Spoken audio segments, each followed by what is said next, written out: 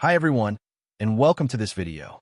My name is Theo, and I'm a graduate in engineering. In this video, we're going to learn the basics of Python step by step with both theory and concrete examples. This video is designed for complete beginners, meaning you don't need any prior programming experience. But it's also useful for intermediate learners who want to refresh the fundamentals and really understand how Python works under the hood. Throughout this video, we'll cover how Python works, how to write clean and simple code, and how to understand what your program is actually doing.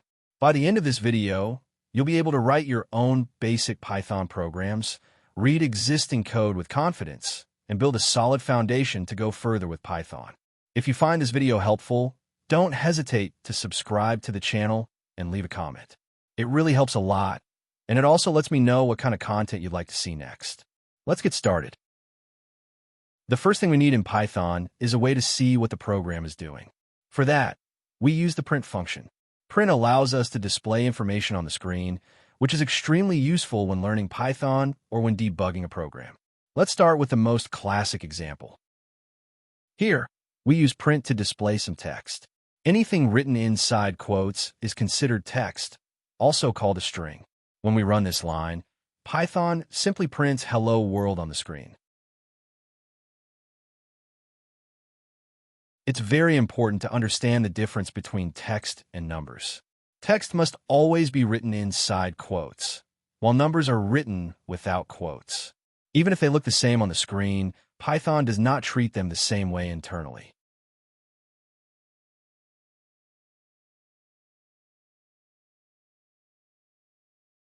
Print can also display the result of a calculation.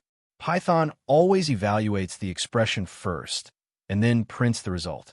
So here, Python computes the operation and only then displays the value.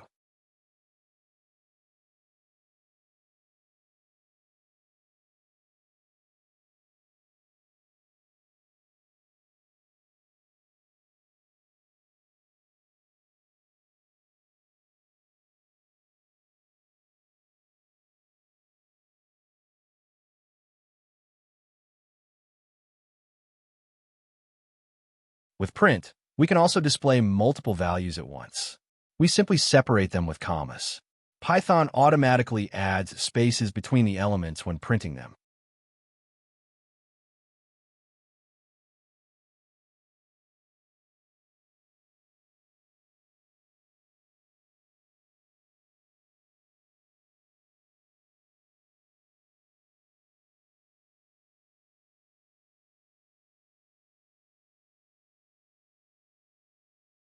By default, every call to print ends with a new line.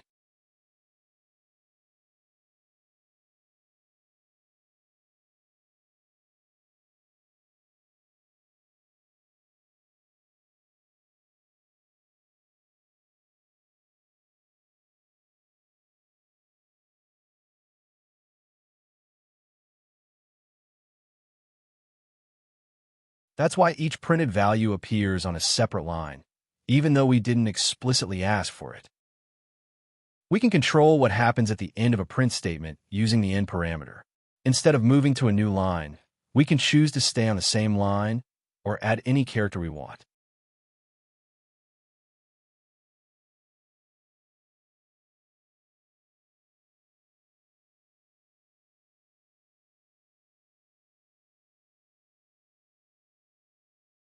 In this example, both words appear on the same line. The set parameter controls how elements are separated when we print multiple values. By default, Python uses a space, but we can replace it with any separator we want, like a dash or a vertical bar.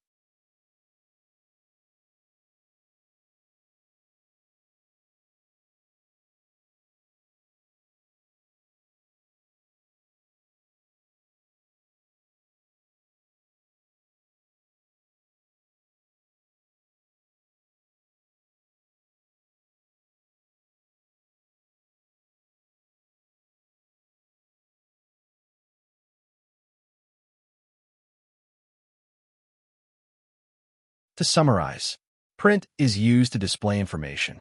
Text requires quotes, numbers don't. Expressions are evaluated before being printed. Sep controls how elements are separated. End controls how a line ends. And finally, remember that print only displays values. It does not store them. Now let's talk about comments in Python. Comments are used to explain the code. They are completely ignored by Python and are only meant for humans, not for the computer. In Python, comments start with the hash symbol. Anything written after this symbol on the same line will not be executed. Here, even though the comment is written in the code, Python skips it and only runs the print instruction. Comments can also be written at the end of a line of code. This is useful when you want to quickly explain what a specific line is doing without breaking the flow of the program.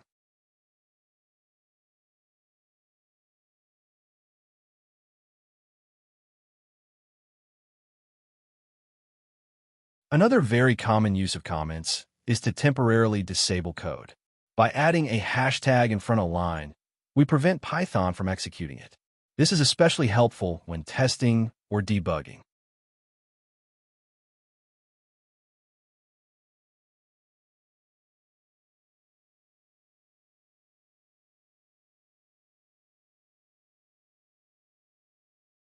Using comments is a very good habit.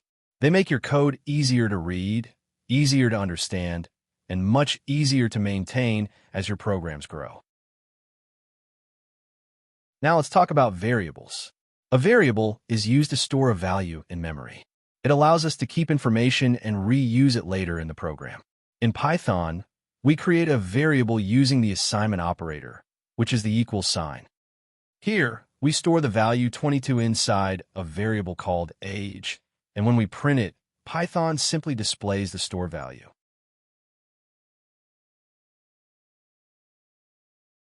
It's important to understand that the equal sign in Python does not mean equality. It means take the value on the right and store it in the variable on the left.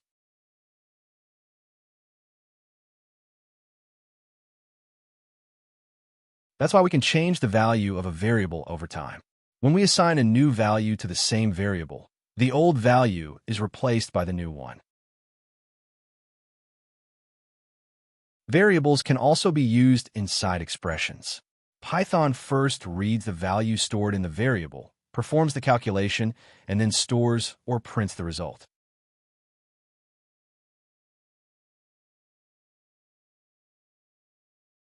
A very common pattern is updating a variable using its previous value. Here, we take the current value of the counter, add 1 to it, and store the result back in the same variable.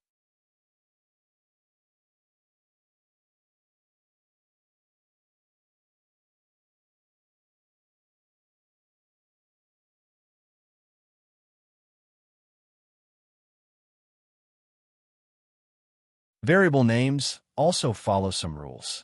They must start with a letter or an underscore. They cannot start with a number, and they are case-sensitive. Using clear and descriptive variable names is always a good practice.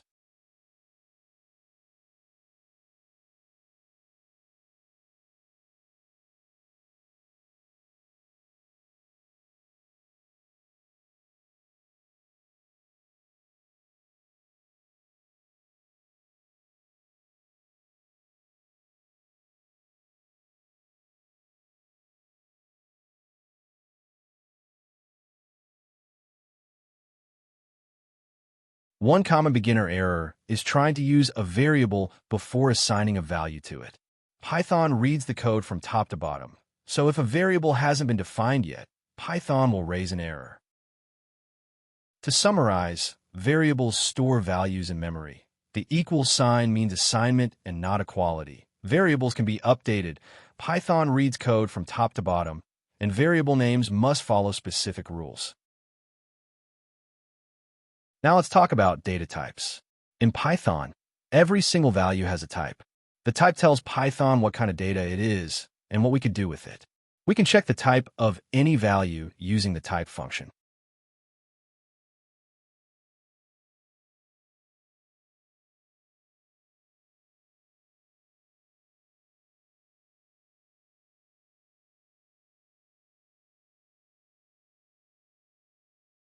As you can see here, numbers, text, and Booleans all have different types.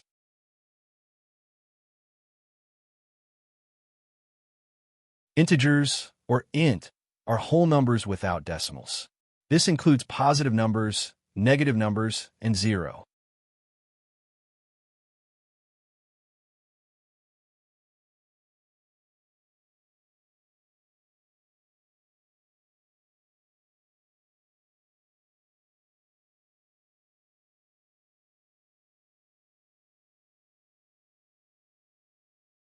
Floats are numbers with decimals. Even if a number looks simple, like 10.0, Python still treats it as a float because of the decimal part.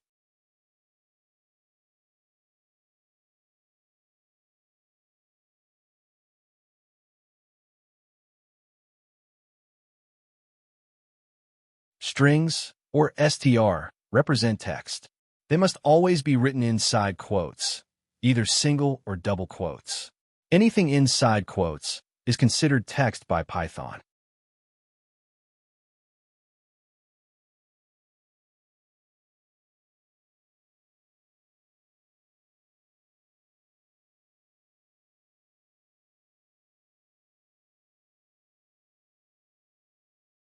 Booleans, or bool, represent logical values.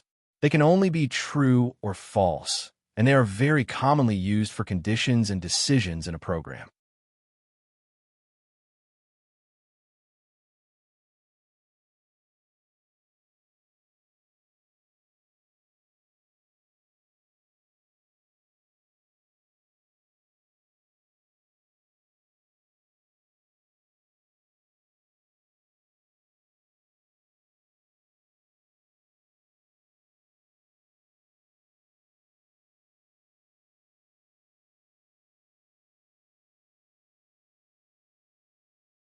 There is also a special value called none. None means that there is no value at all. It is often used as a placeholder when we want to define a variable but don't have a value yet.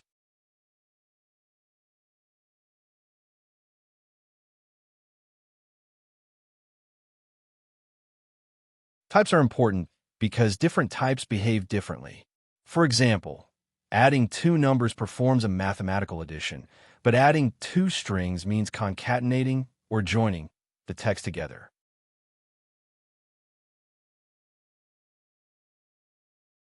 This is also why some errors happen. If we try to combine text and numbers without converting them, Python raises a type error because it doesn't know how to mix those types automatically. To summarize, every value in Python has a type. The main basic types are integers, floats, strings, booleans, and none. We can check types using type, and the operations we can perform always depend on the type of the data. Now let's talk about basic operations in Python. Python can perform basic mathematical operations on numbers, and these operations follow clear rules and priorities, just like in standard mathematics. We can start with addition and subtraction. The plus sign is used to add values, and the minus sign is used to subtract values. Python also supports multiplication and division. The star symbol is used for multiplication, and the slash is used for division. One important thing to remember is that division in Python always returns a float, even when the result looks like a whole number. Sometimes we want only the whole part of a division.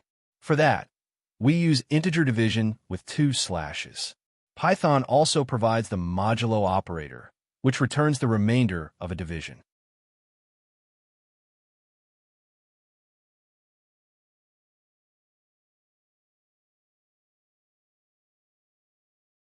Python can also calculate powers using the double star operator.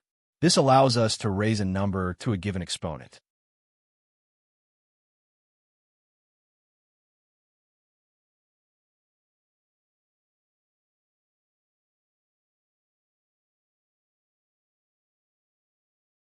Like in mathematics, Python follows operator precedence. This means that multiplication is done before addition, unless we use parentheses to explicitly control the order of operations.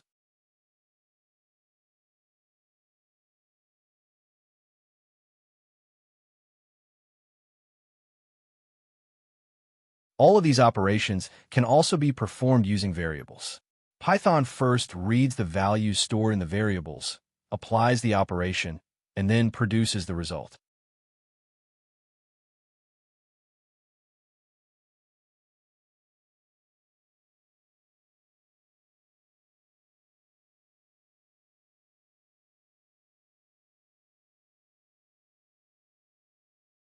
Some operators also work with strings. For example, the plus operator can be used to concatenate text, and the star operator can be used to repeat a string multiple times.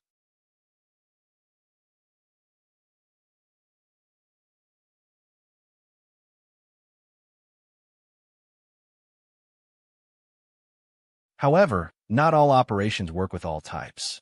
If we try to mix incompatible types, such as adding text and numbers without conversion, Python raises a type error.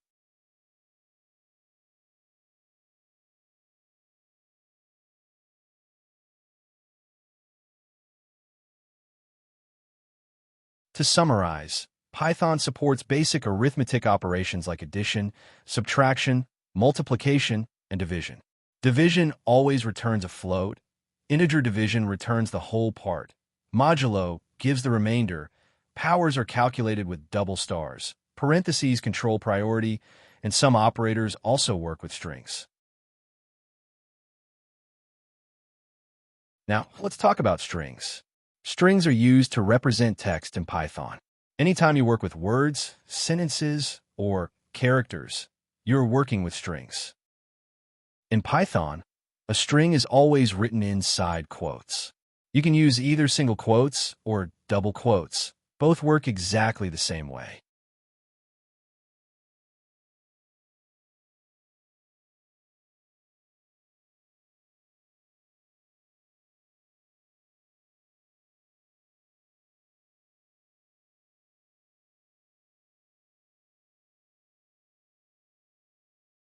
Sometimes, a string itself contains quotes. In that case, we usually alternate between single and double quotes, so Python can clearly understand where the string starts and ends.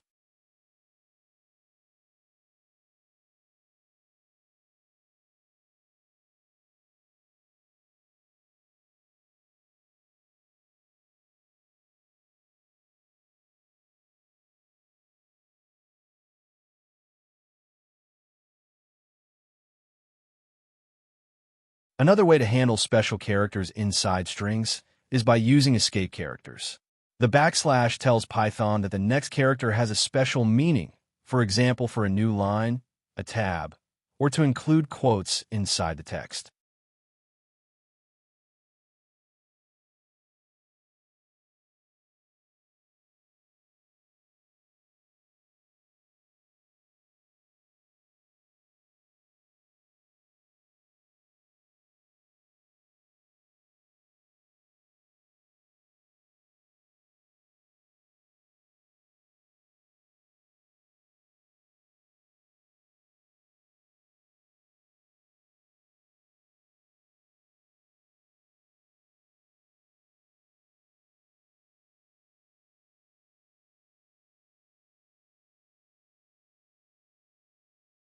We can also measure the length of a string using the len function. This function returns the number of characters in the string, including spaces.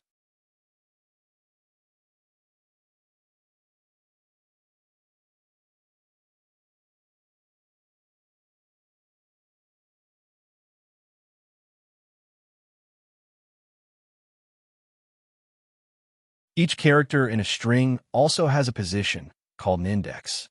Indexing starts at 0, which means the first character is at position 0, not 1.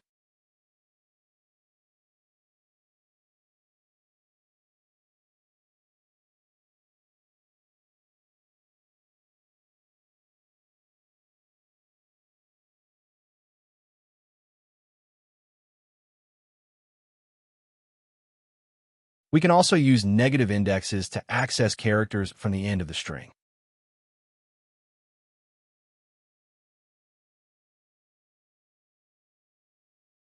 One very important concept to understand is that strings are immutable.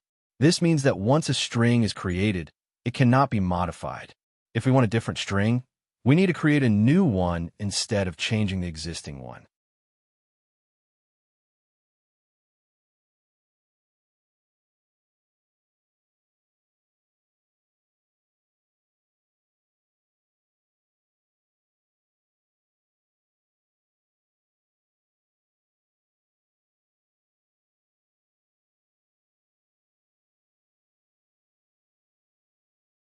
To summarize, strings represent text in Python.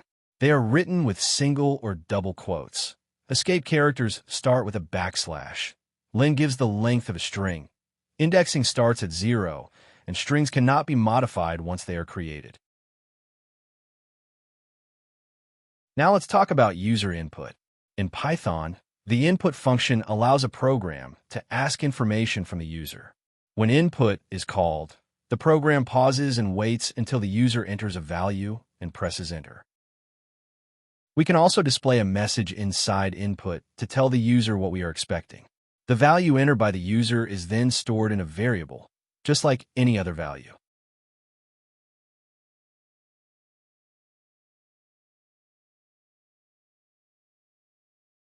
One very important thing to remember is that input always returns a string, even if the user enters a number. Python treats everything typed by the user as text by default.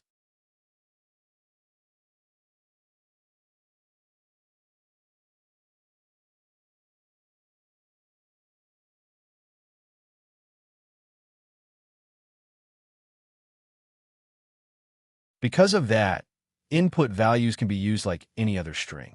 For example, we can print them, concatenate them with other text, or store them for later use.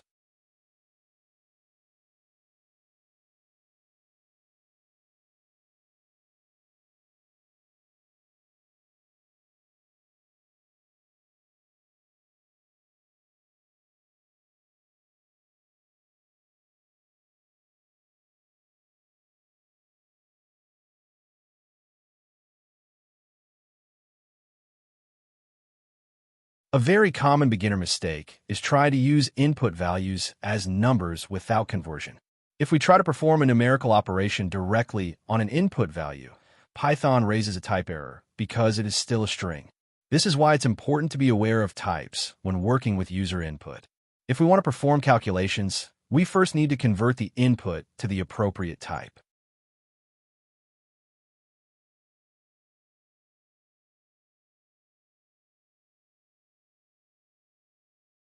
To summarize, input asks the user for data.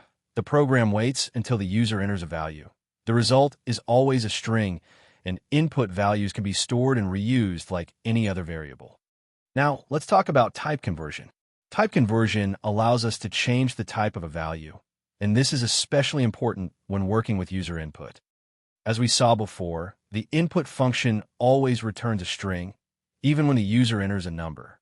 This can lead to unexpected results if we don't convert the value first. For example, when we add 1 to a value entered by the user without conversion, Python treats it as text and simply concatenates the strings instead of performing a calculation.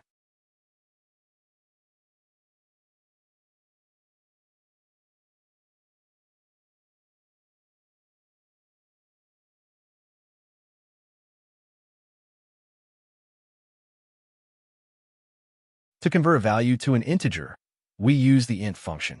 This allows Python to treat the value as a whole number, so we can safely perform arithmetic operations on it.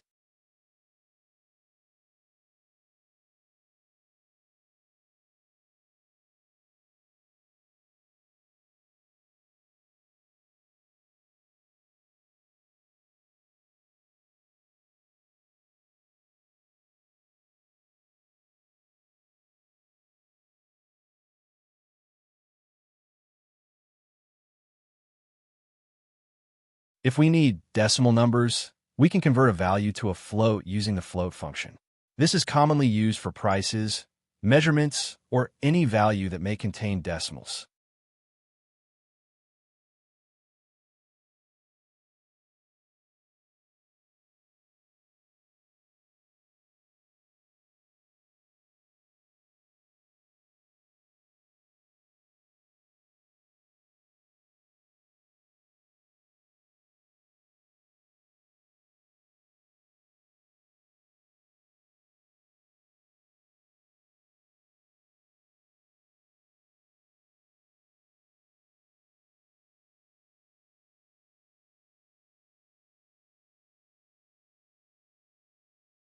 Sometimes, we need to convert a value to text. The street function converts any value into a string, which is useful when combining numbers with text and messages.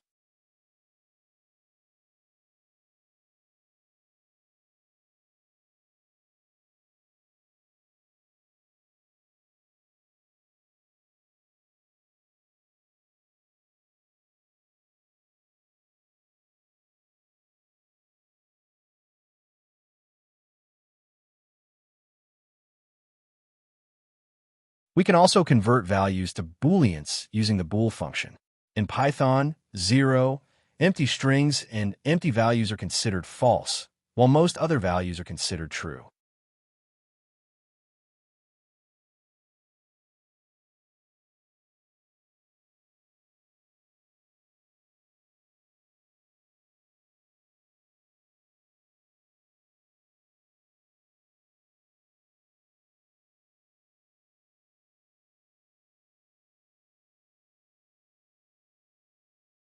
It's important to remember that not all values can be converted.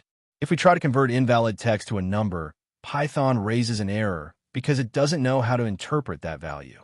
To summarize, type conversion changes the type of a value. We use int and float for numbers, str for text, bool for logical values, and invalid conversions result in errors. That brings us to the end of this theory video. In this video, we covered the fundamental building blocks of Python. Make sure you're comfortable with how Python reads your code and how values move through your program. You'll find a link to my GitHub page in the video description.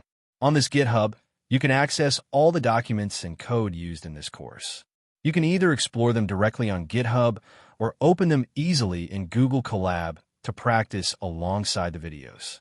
In the next video, we'll move from theory to practice with concrete exercises, so you can apply everything you've learned and build real confidence with Python. If you found this video helpful, don't hesitate to subscribe to the channel and leave a comment. It really helps a lot and lets me know what topics you'd like to see next. Thanks for watching, and I'll see you in the next video.